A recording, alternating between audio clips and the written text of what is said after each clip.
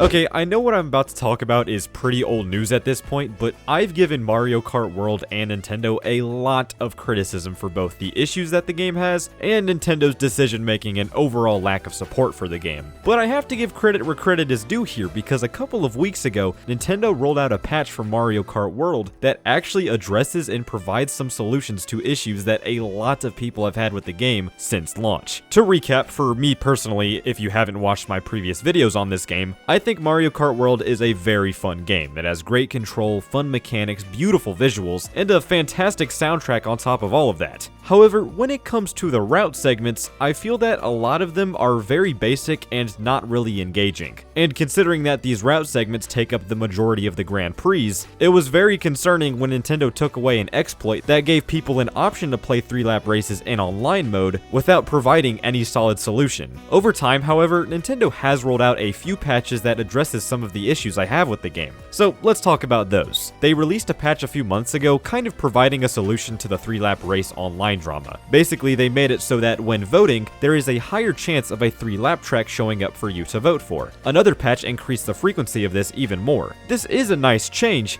but I still want them to go all the way with it. I still think there needs to be an actual separate matchmaking mode for classic races in online mode. One of the common arguments I've seen against this idea is that some people are worried about the player base being split up, even more than it already is. We already have 3 separate matchmaking options in online mode, so adding a 4th will just divide the players even more. But I don't personally see an issue with this. In this case, I don't think a split player base is a bad thing. In fact, I think implementing an option like this would bring more people back to the game, who may have dropped it because of Nintendo's initial patch. I don't see an option like this hurting the game at all, really. Moving on to some more minor quality of life changes, they recently implemented a music volume option, where you can adjust the volume between 2 different options, normal and loud.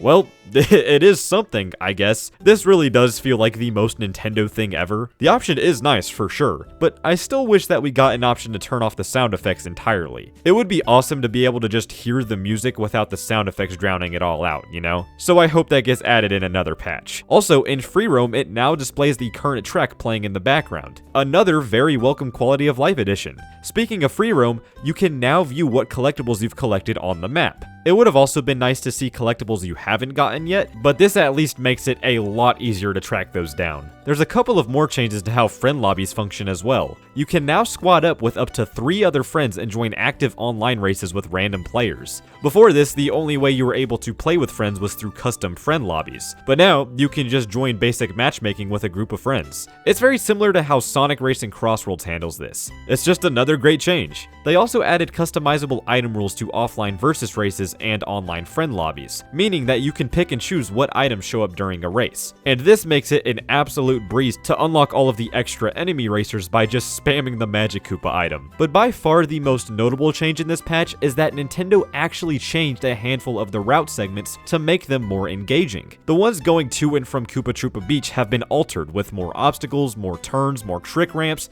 Overall, they've just been made a lot more interesting and engaging. I was able to compare the new ones with how they were previously because these new changes are only present when playing normal races, not in Knockout Tour. And as you can see, things are very different. Just by looking at the minimap, you can tell that there are a lot more twists and turns than ever before. It's amazing. I just hope this opens the door for more intermissions to be fixed. I have seen a couple of people bring up that this was only done with the Koopa Troopa Beach routes because those were all in an open body of water, making it pretty easy to change them. But if you ask me, I still think other routes can be changed as well. It might not be as easy to change them, but I think there's enough land and enough room to make some significant changes. Now, there are a couple of areas that I still think could benefit greatly from some improvements. First, in free roam mode, I would like some more stuff to do. The P-switches are great, don't get me wrong, and collecting the Peach medallions and the question mark block panels are fine, but that stuff gets boring very quickly if you ask me. I would also like to see some improvements to battle mode.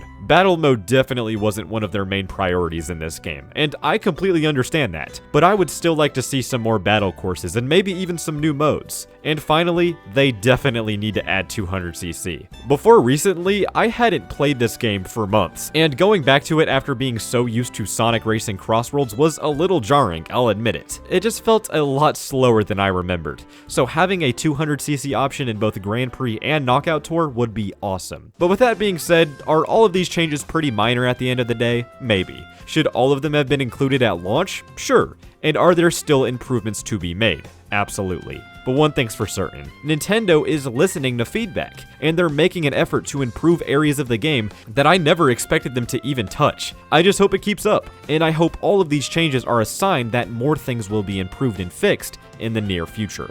But that's all for me. Thank you all so much for watching, and I'll see you all later. Goodbye.